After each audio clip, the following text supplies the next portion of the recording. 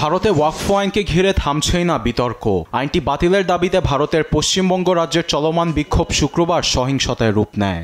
মুর্শিদাবাদে পুলিশ ও বিক্ষোভকারীদের মধ্যে ঘটেছে ব্যাপক সংঘর্ষ। আইনশৃঙ্খলা বাহিনীর উপর পাথর ছুড়ার পাশাপাশি তাদের ভ্যানেও আগুন ধরিয়ে দেয় বিক্ষোভকারীরা। পরিস্থিতি নিয়ন্ত্রণে আনতে লাঠিচার্জ করেও টিয়ার গ্যাস ছোড়ে নিরাপত্তা বাহিনী।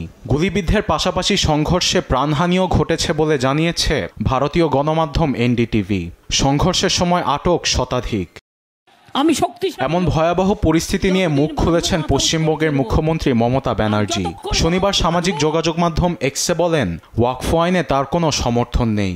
বিতর্কিত আইনটি পশ্চিমবঙ্গে কার্যকর হবে না বলে বিক্ষোভকারীদের আশ্বাস দেন তিনি। আইনটি প্রণয়নের পেছনে তার কোনো হাত ছিল না বলে কেন্দ্রীয় সরকারের উপর আঙুল তুলেছেন পশ্চিমবঙ্গের মুখ্যমন্ত্রী।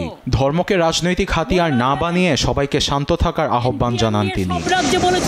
এদিকে ওয়াকফ আইনের বিরুদ্ধে প্রতিবাদ জানিয়ে পশ্চিমবঙ্গের বিভিন্ন জেলায় যে পরিস্থিতি তৈরি হয়েছে তার জন্য তৃণমূল সরকারকে দায়ী করেছে বিজেপি, কংগ্রেস এবং বামরা। বিজেপির রাজ্য সভাপতি সুকান্ত মজুমদার বলেছেন, তার দল ক্ষমতায় আসলে সংখ্যালঘুদের এমন বিশৃঙ্খলা 5 মিনিটের মধ্যেই দমিয়ে দিতে পারবে।